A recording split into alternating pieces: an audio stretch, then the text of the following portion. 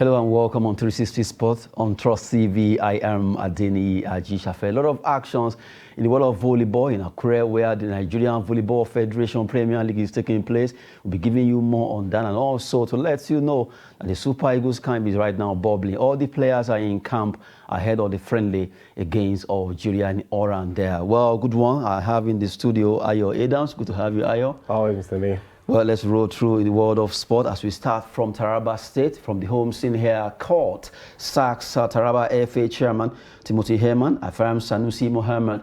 Well, a lot of issues here and there concerning this particular state when it comes to football. That's Taraba FA, that's Football Association of Taraba State. They are really actually having issues because the man called Sanusi Mohammad right now has been affirmed, according to the Federal High Court in Jalingo, as that's the chairman of Taraba State Football Association, while that's Timothy Heman has been sacked, according to the news reaching us. The news came out yesterday, but right now a lot of issues here and there, because according to Sanusi Mohammad, from what he said in the dailies, that, well, he has been fighting this and now it's time to get justice.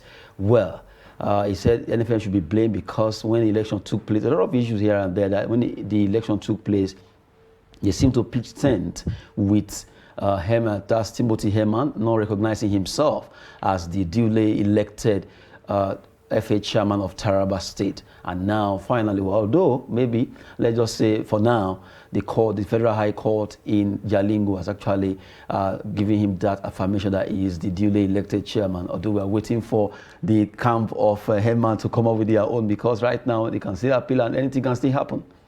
Well, it's always been the issue with the factions when it comes to sports in Nigeria. They always seem to find a way to divide themselves, as opposed to coming towards the common goal of actually making the football flourish. Now, if you take it back to the amount of years that this dispute has been on, I think over 2 years now, a couple of years now that's been on, look at the trajectory of the sports in this state. It's probably worse than what it's supposed to be. The time for them to have rebuilt, time for them to have come up with new ideas to improve the football in their state, they've been tussling in and out of court. I mean, we're tussling in and out of court with one person who thinks he's supposed to be the leader, rightfully so, because you won the election, and then you have another faction who is backed by a bigger body. That really just it makes nothing really sound. And at the end of the day, you've mentioned that the other Timothy's camp are also probably prepping their own strategy just to come up again. So the fight to keep going back and forth. Now, because this person court has awarded this person the position now, doesn't necessarily mean that he's going to take the bull by his own and start to announce himself as such, because he knows that there's also going to be a clapback from the opposition faction. And that has always been the issue, that back and forth.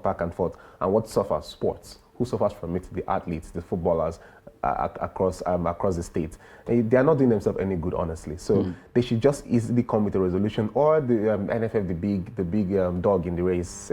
I mean, always find a way to calm the situation, come to suitable compromise. But there's always been one issue with the NFF, is they find a way to sit behind one person once they do that thing. So that, I mean, when you have the biggest body of the sports supporting you, I mean, you can do and undo. I mean, so and that's how the case is. And I'm sure that the people of the Taraba and the sporting football lovers in there, they'd want this to be solved amicably as soon as possible. So I mean, so they can go back to actually doing the duties, which is making sure that the sport improves. And you look at, well, according to Steady News, now we're talking about Sanusi Mohammad, that, well, he will be the one to represent Taraba State when the NFF election will be taking place. And that's another issue now, because I'm sure the other one will be there.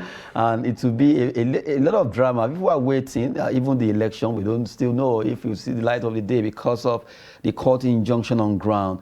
Here and there, I think to some extent the administrators really, they've not really looked at the players. Without these players, you can't be going to court. There won't be anything called FA, you understand? If there are no players playing, we won't get a grass or an animal to come out and play football.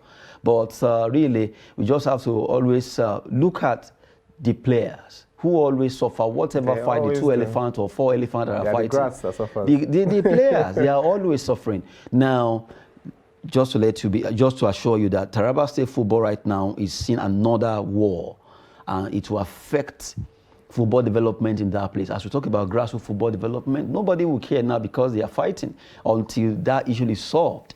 And now look at Nigerian Football Federation. Look at what's happening now because it took time. Even Amaju Pinnick, I remember with Chris Giwa, it took a lot of time before that issue was settled.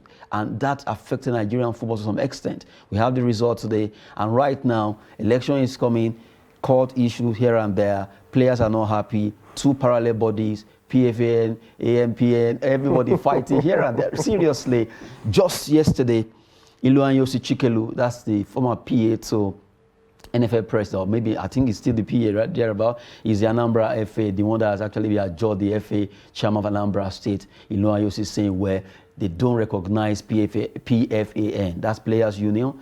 Meanwhile, if that's the case now, Tijani Babangida led PFAN right now, they are not happy because they felt, oh, you went and set up a parallel body against us just to fight us. A lot of issues here and there, seriously. That's, and like, I'll track back to the fact that that has always been the issue. It's always a case of cat and mouse. They are too involved about their own personal ego, personal agendas, personal, whatever, their personal endeavors. At the end of the day, it will be repeated fighting and fighting and fighting and fighting. I mean, how can you say you don't recognize? You know, the very funny part of this whole scenario that has always been broken down is, as opposed to coming with a workable solution to tackle, okay, if you don't recognize a particular body or something, why not? State obvious reasons, or take it to a reasonable place for amicable solutions. What would they do? They will also go and set up their own faction. And seriously. Then they start to have the back and forth. And that's why we are here. I mean, as long as I can remember, almost every single federation has had an issue with the second faction. And that just shows that there is no, what is so big that you people are vying for? And eventually when you get there is really no end product. We've literally never actually seen none of them do something really big, including the NFF president, the outgoing one. What exactly have they actually done that they can point to that, yes, so for 5-10 years of being here, this is the magnificent structure and network we've created for the Nigerian football to succeed for whoever. This is a template we've created for whoever is coming in to take. Nothing has been. There is literally nothing we can point to that, oh, this is one significant output that they've done. No. I mean, it's absurd. And then if the upper body is doing it, why won't the lower bodies do it? They are learning from the upper bodies. The Athletics Federation has 2 factions. The Basketball Federation has 2 factions. The volleyball has now been settled now, or had 2 factions at the time. And then remember the global embarrassment we had at the Olympics because of those 2 things. And at the end of the day, it's the players that will suffer the repercussions, always the players. Very painful. Well, we just have to get it right. Right now, Taraba State football development might just be on a halt right now because of the fact that the 2 elephants are really holding on to the steering wheel of football in that state. Well, we continue to wait out concerning what will be happening concerning that particular development.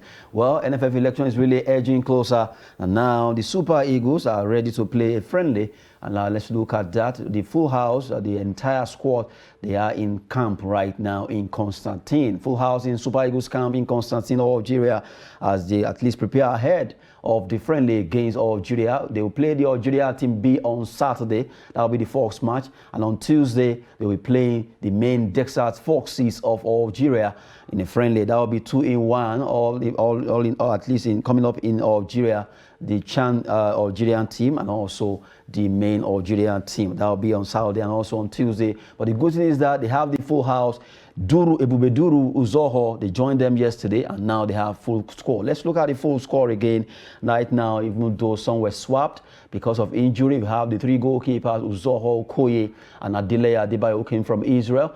You have defenders, about William Elkong, Kenneth Omero, Chidozia Waziem, Olaoluwa Aina, Calvin Bazi, Seydou Sanusi from FC Porto, Kevin Akpoguma, Valentine Ozoriwan who came in for Leon Balogun. Ebubeduru, the Rivers United defender, right now has been called.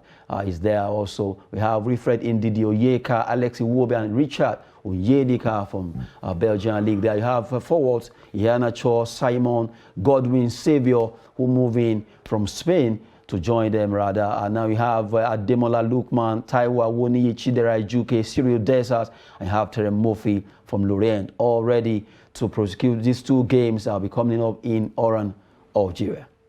Magnificent scenes, but one part of it that's really catchy to my eyes is the midfield department is just 4 players. I still don't understand why it's always four or five. The midfield, that's where we actually... That's actually where we need to have the large amount of dispositions, because we need this... Ayo, let me ask you this question. Yeah. Now, you see the defenders and the forwards. How many can they feature? How many can they feature at once? And midfield is where you can actually even feature like at least 4 people. Exactly. So why don't you just make it okay, instead of having 1, 2, 3, 4, about 9 defenders, you have 8 strikers. Why don't you bring it down to 6 strikers and 6 midfielders? 6 midfielders. Yeah, if somebody gets injured from here now, we are in trouble. We're in trouble. Look at an Ndidi who just coming back from an injury. I would not expect them to field an Ndidi for 90 minutes. Even Leicester City will not be happy if you field an Ndidi for 90 minutes, because they're lacking in a lot of departments, and he happens to be one of their best players in there. Then you have Frank Onyeka, who plays for Nottingham Forest. But Brentford. Brentford. And you look at him there and you see also, how long has he played with the squad? He's really not played with the squad for a long time, so how would you even understand where to fit him in? Onyedika is just coming in for the first time. And then Onyedika is his first time, and you're fitting him into a midfield where the only 2 constant players there are Wilfred Ndidi and Alex Iwobi. What happened to Joe Aribo? I think Joe Aribo happens to be recuperating from an injury, and they don't want to force it on him. Okay. Well, he happens to be one of our most dynamic players. It doesn't mean, if there is no Aribo, there are other people you can call. I mean, we have lots of midfielders across the world. I mean, there's still Nwakali, who is, you could have still called him. Kelechi Nwakali. He's actually not having a bad season at Spanish La Liga too. And just a lot of young talent players, or even going into the home-based players and pick players. Enough. Why do we have 4 there? I just hope that this doesn't really affect the game we're going to play against Algeria, both games, because it's quite stretched thin. Except you want to convert midfield attackers to midfielder. Maybe yes, a Kelechi Iheanacho can drop back to the midfield, but honestly, how much work do you want? Okay, if that is the case, they want to draw back some forwards back. Yeah, to maybe probably accommodate. It automatically means that you're actually trying to reduce the effects of the midfielders. Well, it depends on how he wants to field the team. Most certainly, Ndidi will sit at the back of them, and you must field Alex Iwobi. He's probably the midfielder in Nigeria that's in right now in form. So, and then maybe a Frank Onyeka, because first of all, he has played with the Super Eagles a couple of times, so he can fit in properly. So now you already have, out of the 4 we have, 3 must play, and if one of them gets a knock, which I'm afraid Ndidi has never been injured, but this time around that injury came and it took him. It really took him to come back, and he will also be cautious because it's club football. His career. His career. So if he gets injured in this kind of situation, who do you throw to cover the back line? It's a very, very tricky situation. I just hope that there's a way they can find a situation where they can feed these midfielders in properly. And I'm really just terrified because the numbers are too little for them. Well, maybe I will just say we are lucky. It's a friendly. It's not but really, I noticed that most of the times when Nigerians, or rather the coaches, are releasing squad list, the midfield is always so thin. It's either 4 or 5. 4, 5. Why do we always have 4 or 5? I've really never understood why they do that. Because if you look at other teams, the midfield position is in abundance. Because as long as they can create, that's where you distribute the ball from. Score. Take a look at a team like Spain. Take a look at a team like England, Brazil, Argentina. The large pool of midfielders that they have is quite extraordinary. The numbers are long. When you look at the range of midfielders that they have just in their teams, and when you look, it's not like I said the attacking department is quite short, but they populate their midfield so much that if you have 20 attackers and there's no creator, there's nothing that will happen. They can't keep running backwards to get the ball. If you have one attacker and you have like 8 midfielders, one way or the other, except get the ball. Exactly, what is helping Erling Haaland right now? If you check Manchester City, so much City, service. It's just to be there, just deliver, stay there and deliver. What happened to 1994 set for Rashidi Yekini to try actually prosper at the front line for the fact that you have good midfielder who could easily give him the ball for him to just you have poach the JJs, you have Kanu, you have lots of players there who could do Sunday Olise, all of them, they were all there. But in this situation, yes, I understand the fact that we have been blessed with attackers. Sometimes I look at the attacking front and I'm like, it's always very hard to pick. Like, it's so hard to pick because they're all in form. Terry Murphy is in form. Dessa isn't doing so bad. Awoni has gotten in back with the score sheet. Ejike isn't doing bad where he is also. Kelechi Anacho, well, he's not getting really good, a lot of playing time, but we know that whenever it comes to the field of play, there is always impact. So there are justice players who are there and they have large numbers. Sometimes I pity them that, are you sure you're going to get into that team? The competition is too high. Because you look at the situation, where even Samuel Chukwueze and Osime are injured, and those are core starters. Sadiq Umar. Because of injury. Samuel Chukwueze is there. And Ahmed Musa.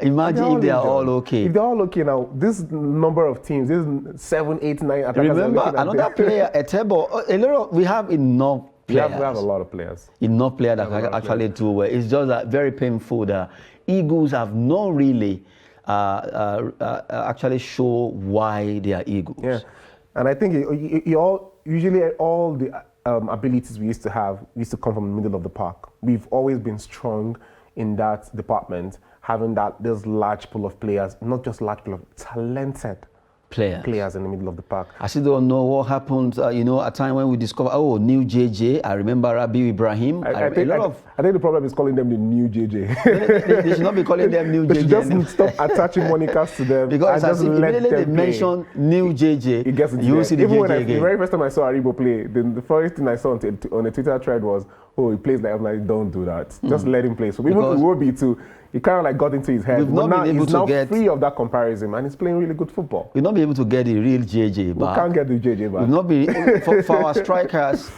really, we've got a lot of talent, but to be candid, somebody that had that final, that push, that finesse, the way Yekini had it, Osime, yes, very good, lanky, agile, strong, and all that. But I still just little. Well, it's a young player. He will get there. He will get there. Well, we've been talking about Super Eagles and a lot of issues here and there concerning Nigerian football. Right now, let's go to Akure and talk about volleyball. The ladies and the guys have been playing at the Nigerian Volleyball Federation Premier League taking place in Akure, Ondo State. Let's look at the story there. MVBF 2022 Premier League. Civil Defense Women Volleyball Club of our volleyball club wins match 4 and 5. Good one for them. They are yet to lead. The two teams are yet to lose in this competition. They have actually won 4 matches, talking about the ladies. And for the guys of our volleyball club, they've shocked everyone, winning 5 out of 5 at the competition. Now, let's look at the result as it went down just yesterday. Nigerian Immigration Service, they lost against the NNCDC ladies, 3-0 there in all the 3 sets. Nigerian Customs Service also won against Benue Queens, 3-0. And you have Kwara United Volleyball Club. They lost against Kada Emirat. The ladies did well from Kaduna. They showed their class. In fact, the youngest team in this competition, but they really show why they are very, very agile. 3-0 also. They won 3-0 against Kwara United Volleyball Club for women. And you look at the men. Kwara United, well, the men also, they lost to Nigerian Police Force. Why wouldn't they lose? You can't play with police and win. Seriously. Nigerian Police Force used force on them and they won 3-0, 3-0. They are of our volleyball club who are right now. They won 5 games, 5 matches. They made it 5 now, winning again Nigerian Customs Service. It was a good one out there. How did they do it? Correctional Service 1, Kano Pillars 3. Chief of Army Staff Spiker, the 2 spikers went out spiking, but it was the Chief of Army Staff expected at least 5-0. They won that game. For the other ones that are yet to play, well, we'll be giving you more concerning that. But Ayo. First of all, let me start with the spikers. You wouldn't want to beat the Chief of Army Staff spikers. The fear of the gun, right? Yeah, the fear of that. But I mean, of our VC, they've been really tremendous. I mean, winning all their games. Kwara United, sad to see that they're both male and female, both lost their games. But I mean, it's also time for them to step up again. I mean, the Kada Emeralds, young brilliant women, they're doing the Lord's work, and I mean, coming onto the stage. But the rounds are still going. We can see NSCDC also defeated Nigerian Immigration Service. I mean, and you can see that the results are quite dominant. There is no contention here. 3-0, 3-0, 3-0, 3-0, 3-0. 5 sets. They play 5 sets in the spikers. Yeah, that was a very tough match. It was just quite dominant all round. I mean, kudos to all the teams that got magnificent results. And the teams that lost, they can still do better. Good one there. While we're talking about this competition, the NSCDC, both the men and women, they really shone like million stars yesterday. They won their games. You have to give it up to the women, NSCDC. They have really shown class. They've won 4 matches out of 4. And also Kada ladies too, they did well. They are the youngest, even looking at their faces, so young, the so stature, vibrant. everything. They are the youngest team in this tournament for the ladies. And you all have to look at Nigerian Custom too. They came, they saw, they tried their best. Not forgetting Offa Volleyball Club right now. They beat it 5 out of 5. They've blown everyone away in this competition. 2021, they came like just trying to find their feet. But 2022, a wrecking ball. seriously, Nigerian Custom could not believe what actually befell them. What happened? Police force also, they did well. At least they show why they are Nigerian police force. They have to enforce the winning. Kano Pillars, so far this season, they've been a bit kind of struggling. Well, but I'm sure they are getting it right from there. We've been talking about Nigerian Volleyball Federation. That is Premier League taking place in Akure, Ondo State. Quickly, let's run international. There's UEFA Women Champions League also took place. Matches were played where Real Madrid Femenino played their game, and also PSG Feminized won 2-1 against Swedish Hacking Women. Good one there. The women of Valor, the one I said I actually want to see, they lost against Slavia Prague from Czech Republic. So painful for me because I was trying to look at their name and alas, they couldn't do it. Sparta Prague from Czech Republic 1, Roma Feminine 2, Vlasia Femra from Albania 1-1 against Vosla Zaitoblod from Ukraine. Rosenborg women, they lost against Real Madrid, and you have just like we said, we actually talked about that. Real Madrid, they will copy their men, and they did well.